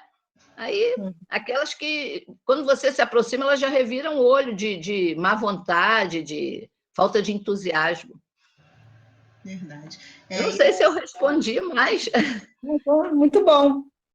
Questão também, né? Da questão do dom também, né? O dom de... também tem isso, é um dom de ensino, não né? Significa, e a questão também, não significa que a pessoa é professora secular, que ela tem o dom espiritual. Também não. Tem nada a ver uma coisa com a outra. Não. Às vezes a gente pensa que a gente coloca, não, porque ela é professora lá fora, então ela vai dar uma ótima professora. Não. Se ela não tiver o dom espiritual de ensino, ela vai ser uma péssima professora na igreja. Falou tudo agora. Quando eu fiz referência à formação, é porque a gente tem algumas ferramentas, tem uma base que ajuda. Mas o mais importante, principalmente na igreja, é o coração. Você ter o coração naquilo que você está fazendo. Gente, não me peçam para cantar. Eu não canto nada, sou péssima cantando. No outro dia, num culto online, o rapaz do louvor não estava, aí a menina falou assim, irmã Neide, a senhora podia cantar, a senhora canta bem. Eu, hã? Agora, eu tenho paixão pelo que eu faço em termos de escrever, em termos de lidar com adolescentes, lidar com casais, lidar com mulheres, principalmente, né? Eu gosto, eu sinto que é um chamado de Deus para a minha vida. Então, essa questão da formação, quando eu mencionei, não como fundamental, não, apenas ajuda. É uma base que facilita, né, em alguns momentos. Você, por exemplo, conhecer um pouquinho da personalidade do adulto, a personalidade da criança, a personalidade do adolescente, né? Discernir algumas coisas que alguém já estudou e, de repente, você aprendeu. Agora, não adianta, se não tiver amor, coração na obra, vai ser sempre um péssimo pregador, um péssimo professor, um péssimo superintendente, um péssimo tudo. Isso. Porque fundamental, além do dom, né? É um dom realmente, ensino, presidir, socorro, são dons. Além do dom, você precisa ter um amor, porque o dom acho que já vem acompanhado desse amor, né? Você precisa identificar isso em você. E a atitude também de estar sempre se colocando dependente de Deus. Tem horas, eu sou um pouco palhaça, né? Esther, acho que me conhece um pouquinho, Elaine também, eu sou muito brincalhona. Numa oração feita pelo líder do louvor lá da igreja, no momento em que oramos em favor dos adolescentes, o rapaz orou desse jeito: Senhor, abençoa a dona Neide, uma eterna adolescente. Aí eu, ô Senhor, tem misericórdia. Porque na minha idade, ele me chamar de eterna adolescente, eu me sentia elogiada, mas ao mesmo tempo eu pensei, será que ele acha que o meu comportamento, né, é meio bobo, meio assim? Mas eu gosto muito de brincar, de descontrair, né? Então, às vezes eu falo e faço coisas assim para criar um ambiente mais descontraído, como, por exemplo, eu brinco com eles, olha só, eu hoje estou administrando por decreto, tem que fazer, tem que ficar quieto, blá, blá, blá. Ou então eu digo assim, o senhor, eu peço perdão a Deus, não é um desrespeito. Eu falo assim, o senhor me revelou que você tem o dom de cortação de papel. Aí você vai lá, me ajuda a cortar o papel. Isso é uma forma que eu tenho descontraída de brincar com eles, sem quebrar reverência, sem desrespeitar, né? Então, eu acho assim, você tem que realmente identificar qual é a sua praia, no bom sentido, e se colocar 100% dependente de Deus. E aí eu digo assim, Senhor, em determinadas situações muito difíceis, eu falo assim, Senhor, agora derrama baldes, cachoeiras de sabedoria. Muita sabedoria nesse momento. É uma oração que eu faço em silêncio. Eu me deparei, irmãos, eu falo muito, tá? Quando eu estiver falando demais, você pode interromper, Elaine. Eu me deparei com uma situação. Eu fui falar sobre missões numa igreja em Santa Cruz, uma igreja congregacional. E eu estou entusiasmada, porque eu participo do projeto Nilson Braga, conheço quase todos os campos missionários da nossa denominação. E falando sobre missões, aí falei alguma coisa lá que mexeu com uma pessoa que estava no auditório. Irmãos, no final da mensagem, um homem ficou de pé e me questionou em alguma coisa que eu afirmei. E foi mais ou menos por aí. Eu disse o seguinte, que a pessoa, às vezes, se aproxima do Senhor querendo apenas a bênção material. E ela não reconhece Jesus como Salvador da sua vida. Então, o que a gente tem que entender é que a primeira obra que Deus quer fazer é de salvação, de mudança, né? De nos reconduzir à presença do Senhor, mais ou menos por aí. Aí ele ficou de pé e disse assim, eu queria questionar a senhora, gente, o auditório da igreja lotado, era uma conferência missionária. Eu queria questionar a senhora, porque às vezes a pessoa se aproxima do Senhor por causa de uma doença, por causa de uma necessidade material. Quando ele ficou de pé no meio do culto, já no final, né? E falou que queria dizer alguma coisa, eu já orei em pensamento, Senhor, agora, cachoeiras de sabedoria. E aí eu respondi, ele ficou satisfeito, falou comigo no final, me cumprimentou, irmão, nem lembro o que eu respondi, mas eu sei que eu respondi, ele ficou satisfeito. Deus manteve a minha tranquilidade por fora, porque por dentro eu estava assim, né? E, no final, eu me dirigi ao pastor. Pastor, quem é aquela pessoa? Aquela curiosidade, né? Ser humano. Neide, não sei, entrou aqui pela primeira vez. Não conheço. Pastor até já faleceu, pastor Edilson, não sei se vocês conheceram, pastor da igreja de Santa Cruz. Não sei, ele nunca entrou aqui na igreja, foi a primeira vez. E aí, irmãos? Eu sempre venho, Senhor, agora manda aquela cachoeira de sabedoria no falar, no agir, e Deus sempre nos socorre, irmãos. Nós não valemos nada, não somos nada, mas Deus é tão misericordioso que continua nos usando, para a glória do nome dele, né? É verdade. Ney, Oi, Ney, pode falar. olha só, você estava falando aí a respeito de ter o preparo. É claro, nós que fazemos, que trabalhamos com isso e tudo, temos algumas ferramentas, algumas coisas. Mas o que me preocupa às vezes é você colocar como professor de crianças a pessoa que gosta de criança, apenas gosta de criança. Então, é preciso que essa pessoa seja treinada, né? Isso. Preparada. Eu vejo, às vezes, assim, em algumas igrejas que a gente vai e tudo, não, mas a fulana gosta muito de criança, mas ela se prepara e tal. Não, mas só em ela gostar já é o bastante. Não é o bastante. Não. Né? Eu queria que você falasse um pouquinho só isso aí. Tenho experiência também. Nós temos muita dificuldade de pessoas para trabalhar com crianças na igreja de Cabuís. Aí Deus mandou uma irmã da Igreja da Pedra que veio por transferência. Ela tem formação semelhante à da APEC, que é ministrada na Igreja Campograndense. A Campograndense tem um seminário e, paralelamente ao seminário, tem um instituto chamado IBEI, Instituto Bíblico de Evangelismo Infantil. É um curso de 1 ano nos moldes da APEC. Então, essa menina que veio da Pedra já tinha essa formação. Aí, nós temos lá uma moça que eu percebi, eu era superintendente, eu percebi que ela tinha um perfil para trabalhar com criança, coisa e tal, mas não tinha experiência nenhuma, não tinha formação nenhuma. Aí eu cheguei perto dela e perguntei, você quer fazer o curso do IB? Ela casada com um filho pequeno ainda, ela disse, dona Neide, vai ser meio difícil, em Campo Grande, eu moro na Pedra. Não, mas a igreja vai patrocinar. A igreja tem que ter visão de investimento. A igreja tem que ter visão de investimento. A igreja pagou o curso, a igreja pagou as passagens.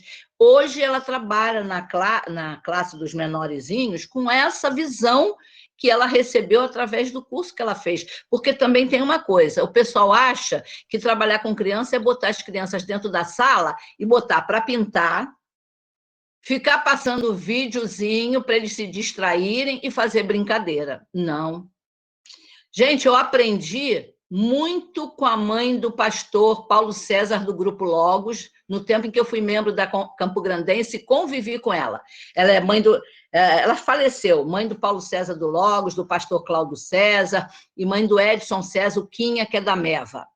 É sogro do filho do pastor Paulo Leite. 3 pastores, 2 filhas que são 2 bênçãos também, uma delas casada com pastor.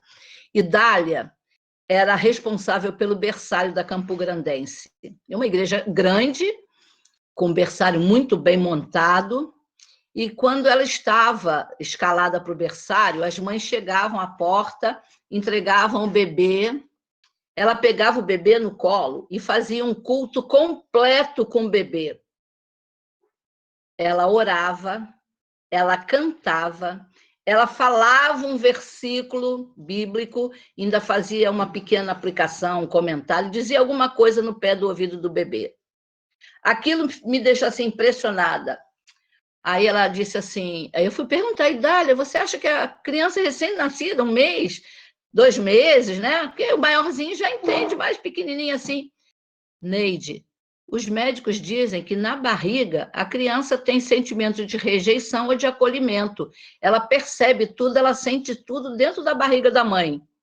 Então, do lado de fora, ela não vai receber também, ela não tem muita consciência, mas aquilo vai ficar, vai ficar lá, marcado. inculcado, como recomenda Deuteronômio 6. Inculca, marca lá, aprofunda lá, marca. E isso vai repercutir na vida dela. Ela não usou esse linguajar, mas falou mais ou menos isso. Mas, infelizmente, a gente ainda encontra pessoas que acham, por exemplo, culto infantil noturno. Aí bota as crianças lá e dá um monte de folha de papel para pintar.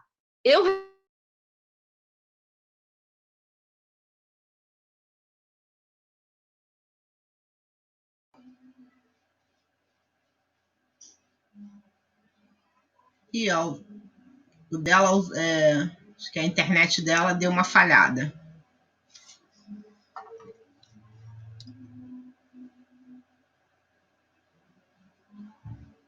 Ainda estão aí.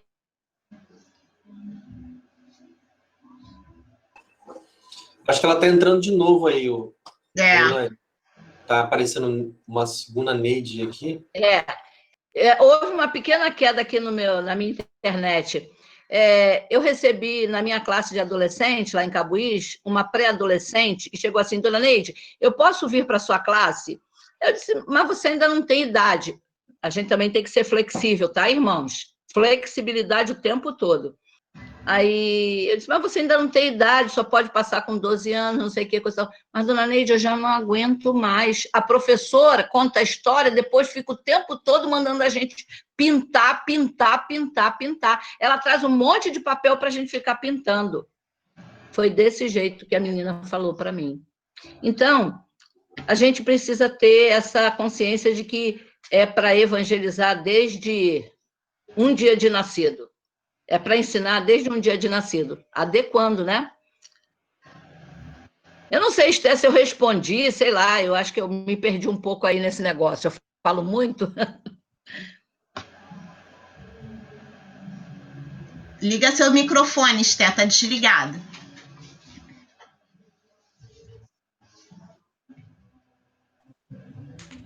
Respondeu sim, isso que eu queria comentar, porque às vezes até tem pessoas assim boas, dedicadas, mas que não querem se preparar. Ah, não, mas eu tomo conta, eu gosto, adoro criança, e isso me preocupa. Mas aí você respondeu tudo o que eu perguntei. A igreja Obrigada. tem que investir, a igreja precisa investir, né? Investir em imobiliário. Gente, uma coisa que me preocupa é, primeiro, colocar qualquer pessoa para tomar conta de criança, ensinar a criança. Segundo, escolher a pior sala para as crianças. Tem que ser ao contrário, a pior tem que ficar para os mais velhos, porque eles já viram tudo, já passaram por tudo e não precisam de grandes atrativos em termos visuais e coisa e tal. Então, o investimento da igreja tem que ser total. A igreja não pode se preocupar só em ter um templo bonito, suntuoso e um som maravilhoso. A igreja existe para investir em vidas, em vidas. Esse é o nosso ministério, como Igreja do Senhor Jesus. Alguém mais quer falar alguma coisa? E eu não falei das atividades, eu não falei as atividades extra-templo, hein? Porque precisa ter aniversariantes do mês, do dia, do trimestre, excursão, sei lá, encontro, reunião, isso aí tudo pode ser importante, significativo para motivar o aluno. O incentivo é dado pelo professor, a motivação está dentro do aluno. A gente cutuca a motivação para ela acontecer, né? Então, um relacionamento extra-ambiente da igreja também é importante, né? Alguém mais quer colocar alguma coisa? Uma coisa que eu gostaria de falar, né, que eu pedi para a Neide tocar no assunto, realmente é sobre os canais de comunicação, porque cada um vê a mensagem de um jeito. Tem pessoas que só conseguem ver, basta ouvir, que são as auditivas, elas captam.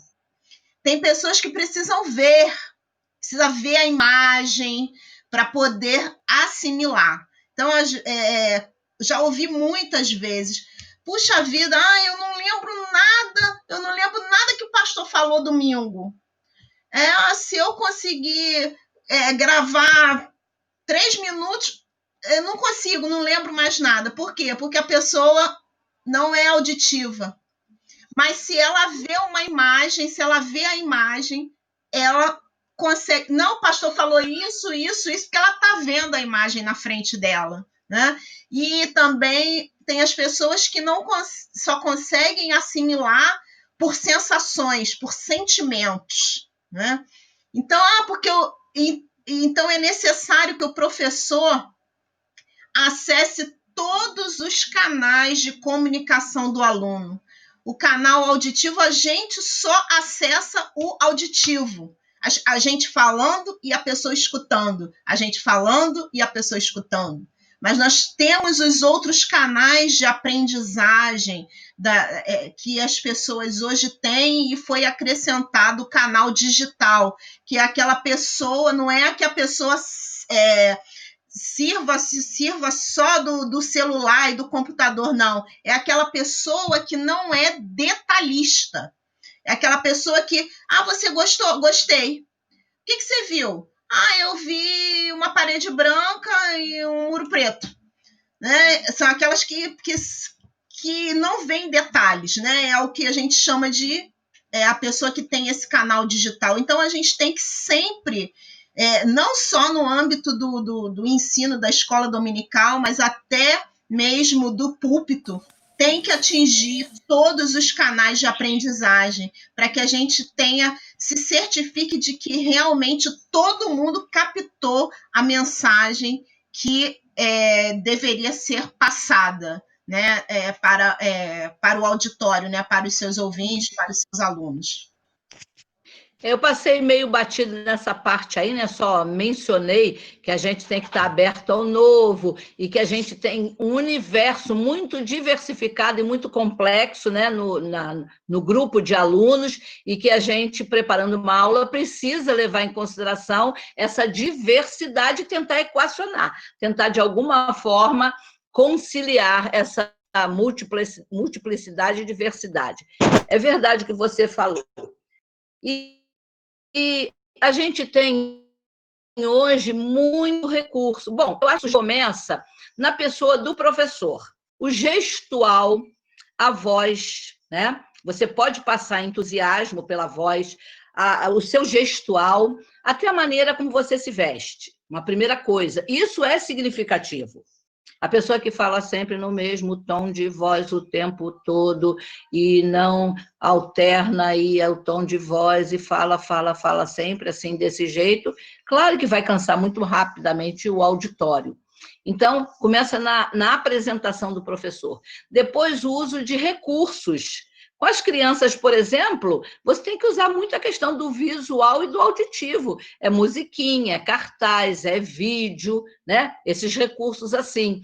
E eu também já falei da minha resistência ao uso do celular e das tecnologias de modo geral, e que Deus trabalhou na minha mente e quebrou a minha resistência, e eu pude perceber como a gente pode usar essas ferramentas novas para o ensino e tornar o ensino produtivo usando um recurso moderno, né?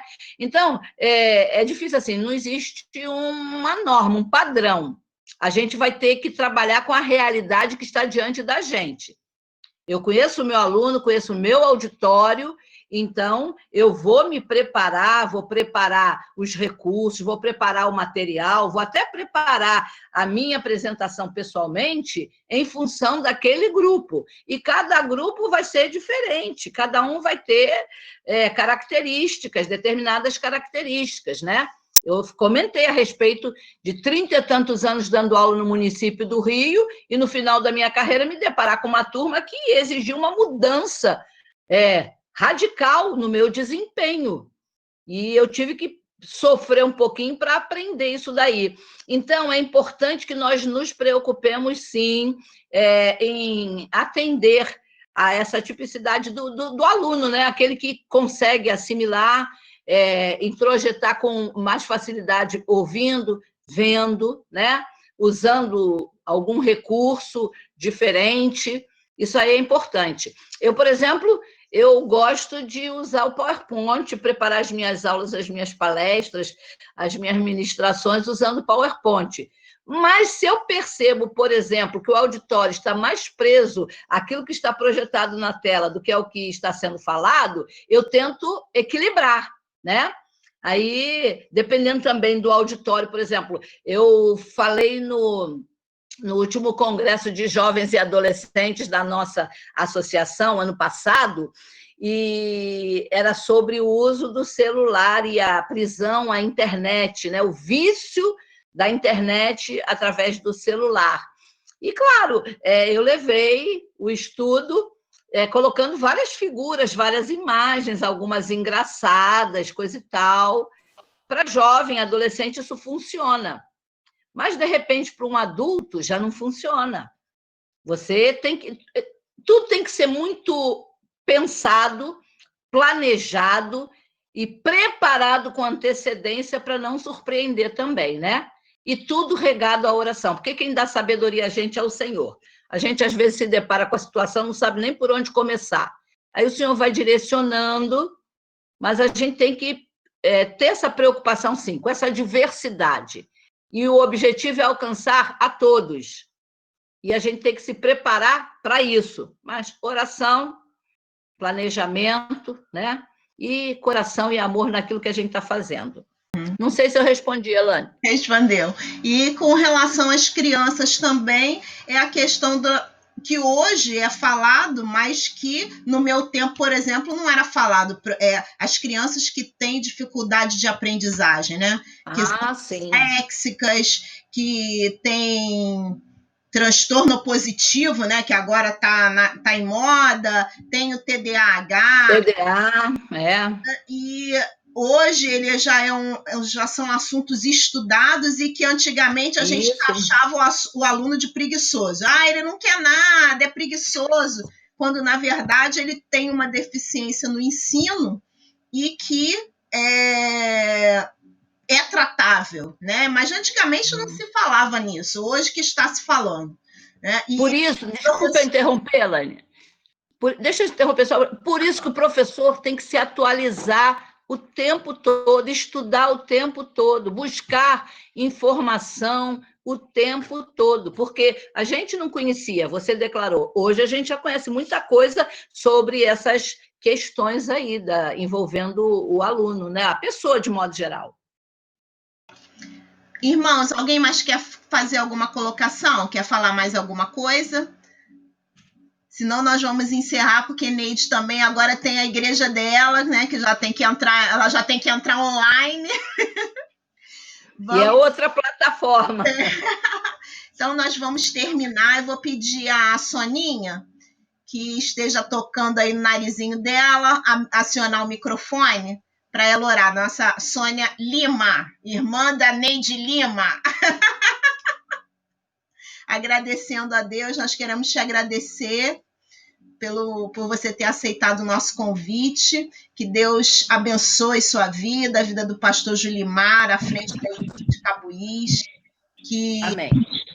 tenha vocês um ministério abençoado, né? Como vocês têm tido aí ao longo de 9 anos, que muitos 9 anos venham aí pela frente, se não for na igreja de Cabuís, certamente onde o Senhor plantar a vida de vocês. Amém. Sônia, ora para a gente para terminar. Vamos orar então. Senhor, nós louvamos o teu nome, como é bom, Senhor, estar junto com nossos irmãos na tarde deste dia, e como é bom, Senhor, ouvir, Senhor, e aprender mais sobre as coisas, Senhor, do teu reino, sobre, Senhor, o como, Senhor, trabalhar melhor para alcançar mais pessoas, Senhor, para ti.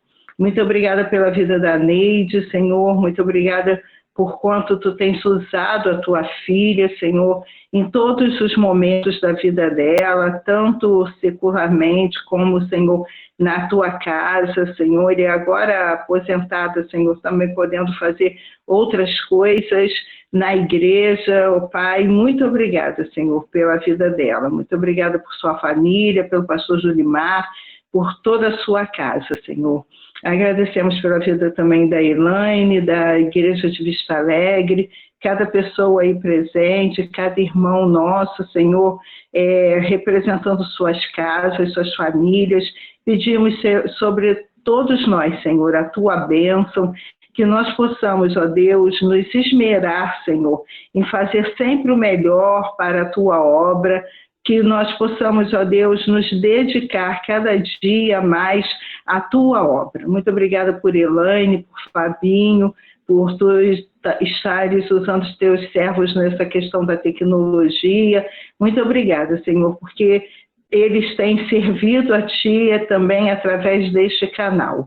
Obrigada por cada coisa que a igreja tem feito através da internet, que tem ficado gravado, Senhor, que isso alcance outras pessoas, ó Deus, tanto para melhorar no seu ministério, como também, Senhor, para evangelização e salvação de almas. Dá-nos uma noite abençoada por Ti, guarda-nos e livra-nos do mal. Nós oramos em nome de Jesus. Amém.